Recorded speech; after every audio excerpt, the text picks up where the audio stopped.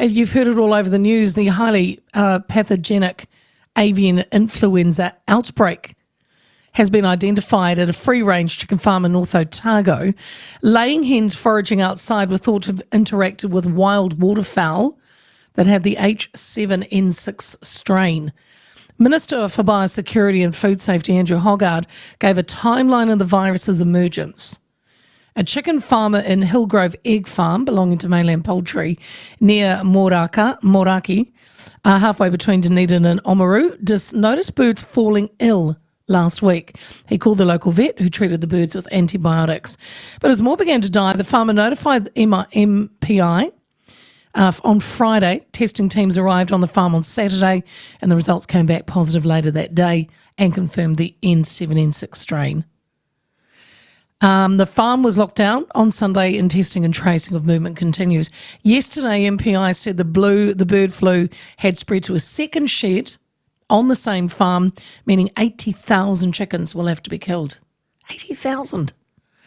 Additionally, all poultry exports are on hold until the country is free of this highly pathogenic bird flu.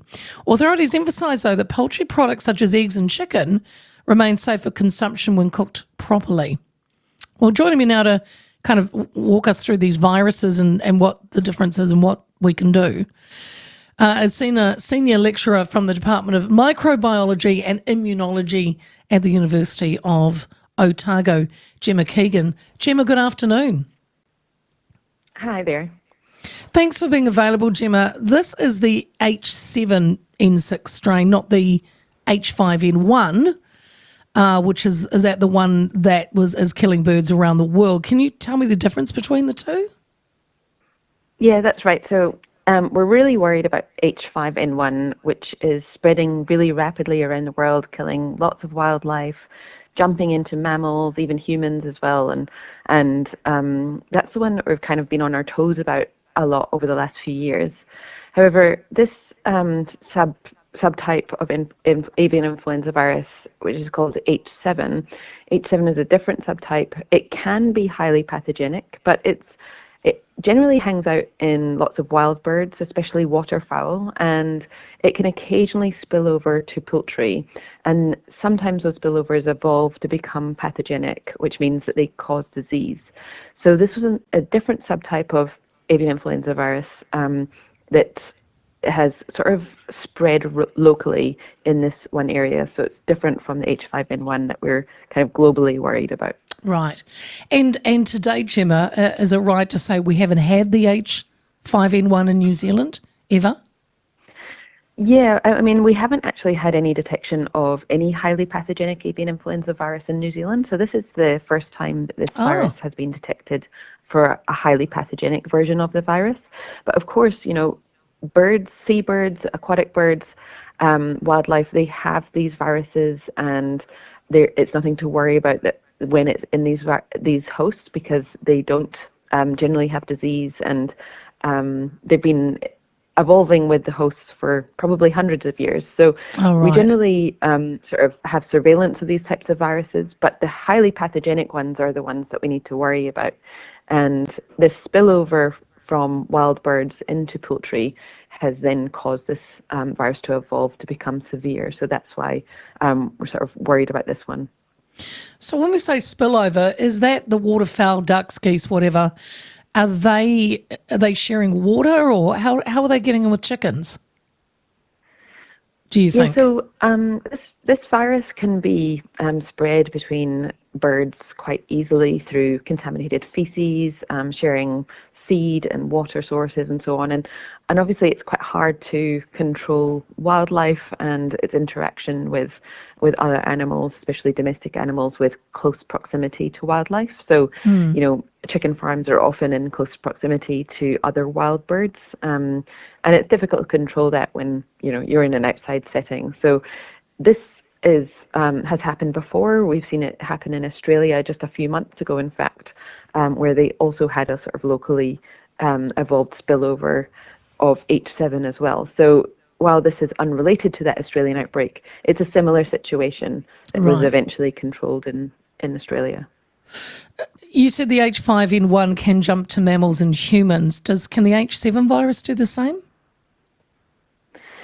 So there has been a few reported cases of humans that have been infected with an H7 subtype, not necessarily the specific subtype, but similar H7 subtypes, and but it's not very good at transmitting between humans, so it's not a public health concern that it'd be very low risk for humans at the moment. Because there is often, as you would understand, public concern about safety when we hear things like this, especially, consuming poultry products during an outbreak of this. Authorities emphasise eggs and chicken remain safe. You would agree? I mean, they're culling these ones anyway. So do you think there's any chance of it getting into the population that we're eating chickens or eggs that might have it? Yeah, the culling is because we need to rapidly control this outbreak so it doesn't further spread onto other sort of sheds and other farms because it makes chickens really sick. So it's important to control the spread of this disease for the animals. However, to humans, as you would in a way, you properly cook chicken and eggs. So and this virus is very low risk for humans. It's there's no evidence to suggest that this would be a public health risk. Right. So given potential of future outbreaks, Jemma, what improvements to biosecurity protocols would you recommend to further safeguard New Zealand's poultry industry or birds in general? I mean, since H5N1 had evolved to become more widely spread over the last 2 years, I think everyone's been on their toes about the likelihood of an incursion event like this occurring in New Zealand. And so I think that means that we're quite well prepared in terms of being very vigilant and having the capability and capacity to do rapid testing at poultry farms and identify cases as soon as possible so they can be tracked and isolated, and so it prevents onward spread. So just being wary, if you're a member of the general public, for example, and you see dead or ill-looking birds, even just 3 or more in a group, then call the MPI hotline, report it to Biosecurity so they can investigate. Excellent.